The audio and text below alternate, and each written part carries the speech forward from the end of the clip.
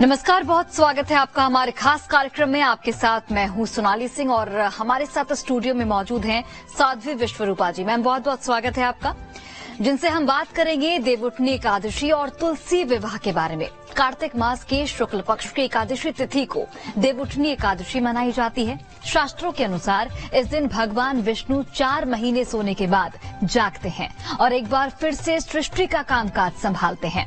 इसलिए इस दिन से शुभ और मांगलिक कार्य शुरू हो जाते हैं।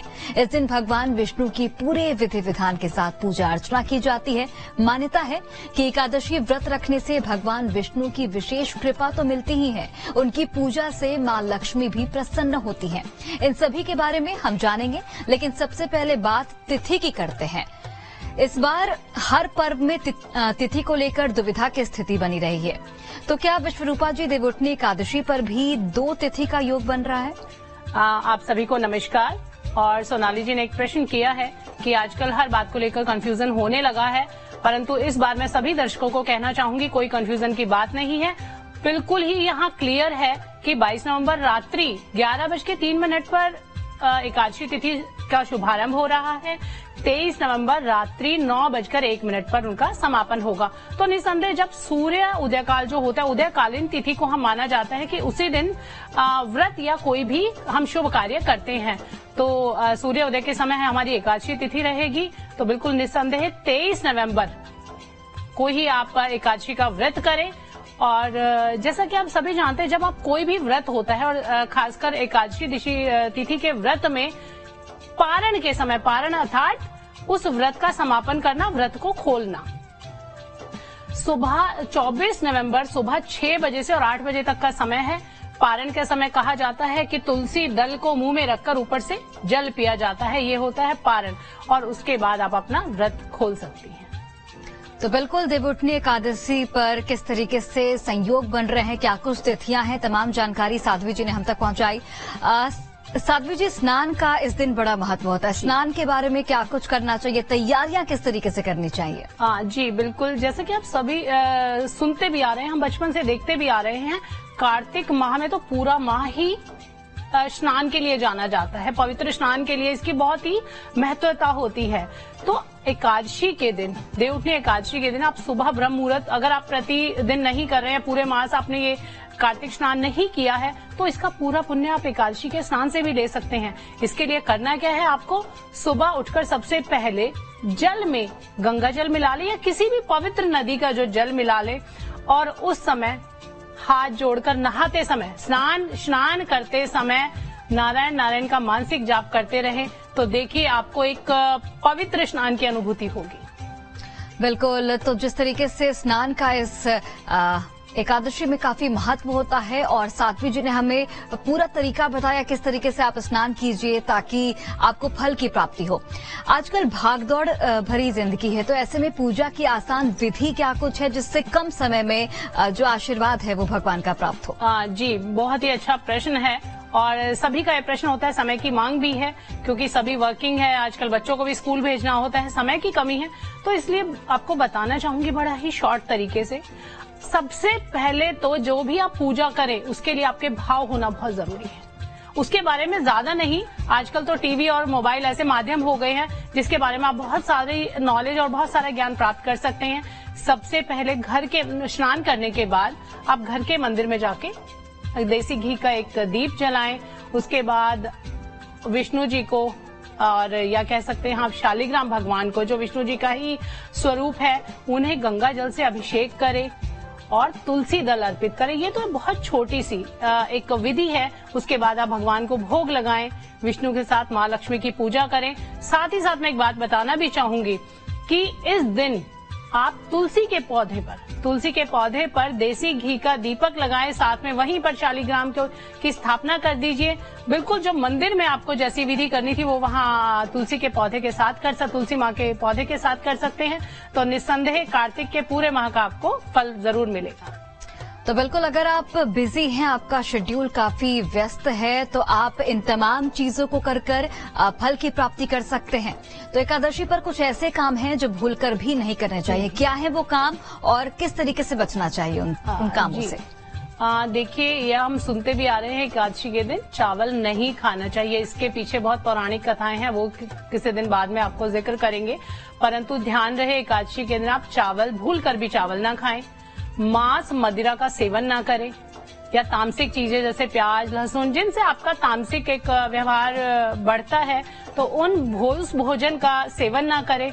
और साथ ही अगर आप व्रत रख रही हैं, वैसे तो ये प्रतिदिन की बात है, देखिए कोई पर्टिकुलर एक दिन की बात नहीं है, प्रतिदिन की बात है कि आप क्रोध बिल्कुल ना करें, झूठ ना बोले, और सबसे बड़ा जो एक पाप होता है दूसरों की निंदा करना, किसी दूसरे के बारे में उसके पीठ पीछे बात करना। तो बिल्कुल एकादशी के दिन इस बात का ध्यान रखें कि ऐसे कार्य बिल्कुल नहीं होने चाहिए। आप कथा के बारे में जिक्र कर रही थी, वो कथा क्या कुछ है जो कि इस दिन एकादशी जो पूरा महीना होता है कार्तिक मास का, उस दिन कौन से कथा का जो वाचन है वो करना चाहिए? जी बेटा, मैं यहाँ बताना चाहूंगी कि ये कथा कहाँ से प्रचलित हुई, क्योंकि लोगों ने सुबह से भी हमसे पूछ रहे हैं, या प्रति वर्ष पूरा वर्ष या हमें ये समस्या आती रहती है, लोगों को समस्या आती रहती है, पूछते रहते हैं कि इसकी क्या एक कहानी है कि तुलसी माता का विवाह शालिग्राम से। ये मतलब आजकल के बच्चों को तो हजम करना बहुत मुश्किल है, परंतु मैं यहाँ बताऊंगी हमारे पद्म पुराण में इसकी बहुत अच्छी तरह से व्याख्यान किया गया है। एक राक्षस था जालंधर, बहुत ज्यादा समय नहीं लूंगी, शॉर्ट में आपको कथा बता रही हूँ कि जालंधर जो राक्षस था उसके पास बहुत शक्ति थी। वो अपनी शक्ति के द्वारा ऋषि मुनियों को, देवताओं को, नरों को बहुत परेशान किया करता था, बहुत अत्याचार करता था। और जालंधर जो राक्षस था उसकी पत्नी थी वृंदा। तो वृंदा बहुत ही पतिव्रता पत्नी उसकी पत्नी थी, और विष्णु भगवान की वो बहुत पूजा करती थी। तो जो कहते हैं कि जब ऐसी स्त्रियां होती हैं तो उनकी सारी ताकत पति को मिल जाती है। तो उसी पत्नी की उस जो शुभ कार्य थे, जो अच्छे कार्य थे, उनका जो पुण्य फल मिल रहा था जालंधर को, और इसी का फायदा उठाकर वह बहुत घोर जो अत्याचार सब पर कर रहा था, इसी से परेशान होकर सारे देवी देवता और जा पहुंचते हैं विष्णु भगवान के पास कि हमारे इस समस्या से छुटकारा कीजिएगा, क्योंकि जालंधर जो है वो बहुत परेशान कर रहा है, बहुत अत्याचार कर रहा है, बहुत हमारे देवी देवताओं को मार रहा है। तो विष्णु भगवान ने देखा कि अगर ऐसे तो कोई रास्ता नहीं मिलेगा। उन्होंने एक छोटा सा छल जो किया, कहते हैं कि ये कलयुग में इसलिए बताया जा रहा है क्योंकि ये सब लिखित है, आप समझिए ये लिखित है, क्योंकि आपके कर्मों को भोगना होगा। और ये जो हमारे ईश्वर ने, जो हमारे भगवानों ने जो ये कथाएं आप पुराणों में हमें सुनाई हैं, बताई हैं, ये आपको समझाने के लिए बताई हैं। विष्णु भगवान ने जालंधर का रूप धारण किया और वृंदा को स्पर्श किया, इससे उसका जो पतिव्रत भंग हो गया, और यहाँ से वो उसकी कमजोरी के कारण जालंधर मारा गया, युद्ध में मारा गया। तो इससे वृंदा बहुत नाराज हो गई और उसने विष्णु भगवान को श्राप दिया कि जैसे आपने मेरे पति को मुझसे दूर किया है, ऐसे भी आप अपनी पत्नी से दूर हो जाएंगे।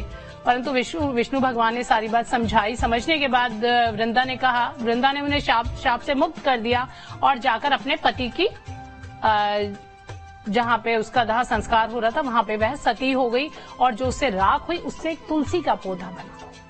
तब जाके विष्णु भगवान ने कहा कि जब भी आगे कलयुग में जब भी तुलसी की पूजा करेगा और शालिग्राम के साथ उसका जो विवाह होगा, शालिग्राम अर्थात विष्णु भगवान का स्वरूप, और आगे से तुम मेरी धर्म पत्नी कहलाओगी। तो एक छोटी सी कथा है, बड़ा शॉर्ट तरीके से समझा रही हूँ मैं, अन्यथा इसमें बहुत सारी डिटेल है और आगे आपको बताती रहूंगी। तो बिल्कुल देवउठनी एकादशी को लेकर जो कि पौराणिक कथा है वो हमें साध्वी जी ने बताई।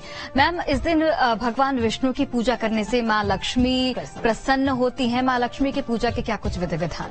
जी, लक्ष्मी जी को प्रसन्न करने के लिए, विष्णु भगवान के लिए कि करे विधि विधान से पूजा पाठ, तो इसके लिए आपको करना क्या है, देवउठनी एकादशी के दिन आपको तुलसी जी पर जाकर घी का दीपक लगाए, विष्णु सहस्त्र नाम का पाठ करें, और वहीं पे शालिग्राम की स्थापना आप कर सकते हैं, शालिग्राम भगवान की स्थापना कर सकते हैं। ऐसे ही उसके बाद आप एक पीले चंदन का, अगर आपके पास ड्राई है तो उसको गीला कर लीजिए, अन्यथा पीला चंदन आजकल गीला भी आता है, तो उसका पेस्ट आप घर के बाहर जाकर, घर के दोनों बाहर दीवारों के पर आप पीले चंदन से स्वास्तिक बनाएं, और ध्यान रहे जब ये आप विधि कर रही हैं, जब ये पूजा कर रही हैं, तो उस वक्त आपके मन में एक मानसिक जाप होना चाहिए, या आप अपने बोल भी सकती हैं इसे ऊंची आवाज में। आज आपको एक बहुत ही अच्छा और सरल उपाय भी बताने जा रही हूँ कि आज के दिन अगर आपके पति का कारोबार नहीं चल रहा है या आपके पति पत्नी के संबंधों में कोई समस्या आ रही है, तो आप एक नारियल का तेल लें और उसमें थोड़ा सा त्रिफला चूर्ण, त्रिफला जो पाउडर है, उसको मिलाकर पति के पैरों के नीचे जो तलवे होते हैं उसकी मालिश करें। देखिए नारायण भगवान कैसे खुश होते हैं और लक्ष्मी की कैसे कृपा आप पर बरसती है। और भगवान शालिग्राम का अभिषेक जरूर करें उस दिन, क्योंकि भगवान शालिग्राम का ही दिन है और जितने भगवान शालिग्राम आपसे खुश होंगे उतनी ही लक्ष्मी माँ आपसे प्रसन्न होंगी। उसके बाद आप तुलसी अर्पित कर सकते हैं और घर में जो कन्याएं, महिलाएं, माताएं, जो भी स्त्रियां हैं, घर की मातृशक्तियां हैं, सबको आप उपहार दें जितनी वो प्रसन्न रहेंगी, क्योंकि कहा जाता है कि कन्याएं और जो पत्नी होती है, माता होती है, ये लक्ष्मी होती है। तो बिल्कुल जितनी आप माता बहनों की, बेटियों की का सम्मान करेंगे, उन्हें प्रसन्न रखेंगे, तो लक्ष्मी जी की आप पर भरपूर कृपा रहेगी। तो बिल्कुल देवउठनी एकादशी के दिन किस तरीके से पूजा अर्चना करनी है, क्योंकि कहा जाता है कि भगवान विष्णु की पूजा करने से मां लक्ष्मी प्रसन्न होती हैं। और साध्वी जी ने हमें तमाम तरीके बताए किस तरीके से मां लक्ष्मी की पूजा अर्चना की जाती है और कम समय में किस तरीके से आप फल की प्राप्ति कर सकते हैं। चूंकि आजकल सबकी लाइफ में काफी व्यस्तता है, सभी लोग काफी बिजी हैं, तो कम समय में कौन से उपाय हैं जिससे मां लक्ष्मी प्रसन्न होंगी, तमाम चीजों की जानकारी हमने आपको दी। साथ ही तिथियों के बारे में भी हमने बताया, जिस तरीके से कंफ्यूजन बना रहता है उस कंफ्यूजन को भी साध्वी जी ने दूर किया। मैम बहुत बहुत धन्यवाद आपका तमाम जानकारी हम तक पहुंचाने के लिए। और फिलहाल हमारे इस खास कार्यक्रम में आज के लिए बस इतना ही।